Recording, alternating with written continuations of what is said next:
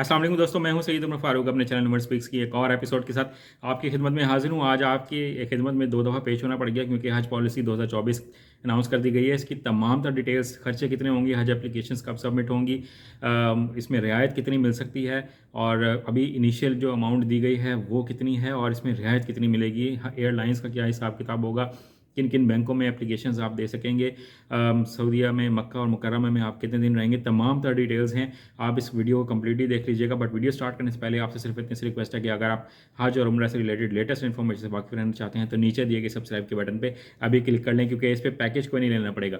जी तो दोस्तों, मेरी अल्लाह ताला से दुआ है कि आप तमाम लोग जो ये वीडियो देख रहे हैं आप ज़रूर हज करने की ख्वाहिश रखते हैं, तो अल्लाह ताला आप सबको हज पर ज़रूर लेके जाए। अब बात कर लेते हैं कि जनाब क्या पॉलिसी अनाउंस की गई है। हज पॉलिसी अनाउंस की गई है कि आप लोग 10,75,000 रुपये अभी फ़िलहाल जमा करवाएंगे, ठीक है। और इसमें गवर्नमेंट ने ये ज़रूर कह दिया है कि हमें एयरलाइन से बात कर लेने दें, क्योंकि एयरलाइंस हैं, हम 9.5 लाख से नीचे भी अनाउंस कर सकते थे, बट अभी हम एयरलाइन से बात कर लेने दें। हमें जितनी उसमें रियायत मिलेगी वो तमाम हम आपको लौटा देंगे, तो आपने ज़्यादा परेशान नहीं होना। ये थोड़ा सा मायूस कौन बात ज़रूर है कि 10,75,000 ही फ़िलहाल दोबारा अनाउंस किया है, बट ये एहतियाती तौर पे अनाउंस किया गया है गवर्नमेंट की तरफ से। इसमें आपको रियायत इंशाल्लाह ज़रूर मिलेगी और इसमें कुर्बानी की रकम शामिल नहीं है। अब मैं आपको बता दूं कुर्बानी की रकम कितनी होगी, तो वो 56,000 रुपये है कुर्बानी की रकम इस साल।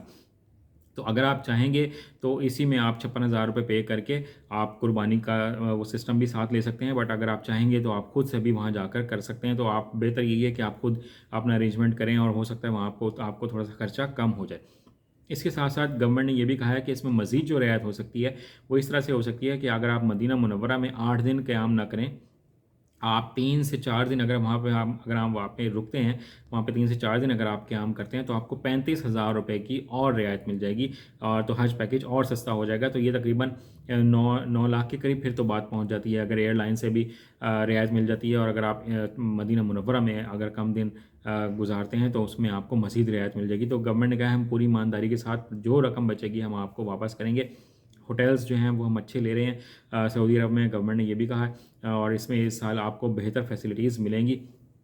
जो एज की रिस्ट्रिक्शन है वो अब कोई नहीं रखी और तमाम यानी कि बच्चे चाहे वो 2 साल के हैं 3 साल के हैं तमाम लोग हज कर सकते हैं। जो 80 साल के बुज़ुर्ग से यानी कि उससे ज़्यादा के एज के लोग हैं तो उनके साथ भी अब एक खिदमत गुजार साथ लेके जाने की ज़रूरत नहीं है। ये भी गवर्नमेंट ने बहुत क्लियरली बता दिया है। हज एप्लीकेशंस किस तारीख से ली जाएंगी हज एप्लीकेशंस, तो वो 27 नवंबर से 12 दिसंबर तक हज एप्लीकेशंस दी जाएंगी। तो जिन लोगों ने हज एप्लीकेशंस देनी है वो अपनी रकम का बंदोबस्त कर लें। पासपोर्ट के बारे में मैं ज़रूर आपको बता दूं कि जिन लोगों के दिसंबर 2024 तक या आईडी कार्ड दिसंबर 2024 तक एक्सपायर हो रहे हैं तो आप अपने आईडी कार्ड और पासपोर्ट रीन्यू करवा लें और अर्जेंटली करवा लें, बेहतर है, ताकि हज एप्लीकेशन देने से पहले पहले आपके पास आपके डॉक्यूमेंट्स पहुँच जाएँ।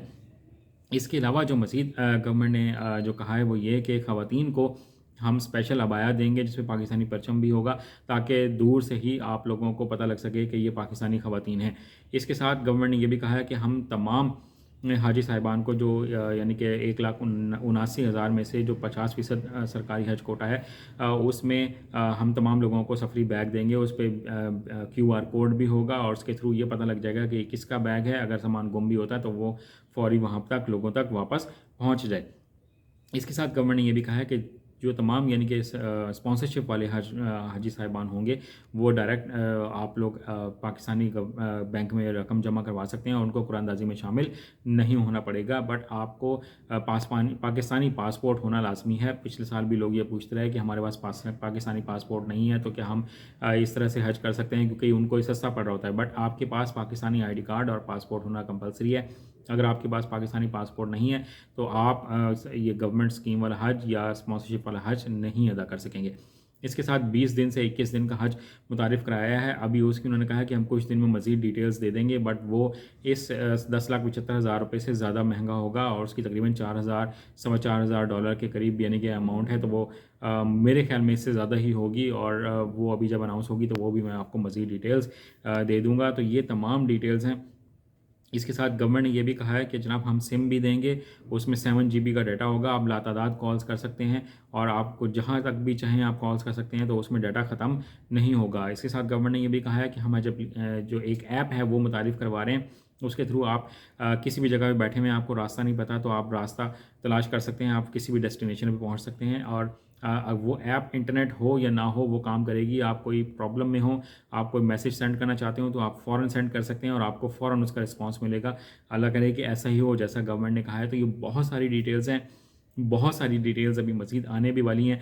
तो आप इस चैनल के साथ इन टच रहिएगा। जैसे जैसे मज़ीद खबरें आती जाएंगी, जो लेटेस्ट न्यूज़ होगी वो मैं आप तक पहुंचाता रहूँगा। दुआ ये करें कि एयरलाइन से हमें अच्छी रियायत मिल जाए तो ये हज एक्सपेंसेस कम होंगे इंशाल्लाह। जैसे पिछले साल भी रकम गवर्नमेंट ने 2023 में वापस की थी, तो इसमें से काफ़ी बड़ी रकम आपको इंशाल्लाह ज़रूर वापस मिलेगी। गवर्नमेंट ने एहतियाती तौर पे जो उन्होंने वर्ड्स इस्तेमाल किए हैं, एहतियाती तौर पे ये इतना जो पैकेज है 10,75,000 का अनाउंस किया है, तो इसमें से इंशाल्लाह वापस रकम मिलेगी। आज की वीडियो में नहीं कहना था। कोई क्वेश्चन हो तो कमेंट सेक्शन में आप पूछ सकते हैं। चैनल पर नए हैं तो चैनल को सब्सक्राइब कर लीजिएगा। अपना अपने घर वालों का बहुत ज़्यादा ख्याल रखिएगा। अल्लाह हाफिज़।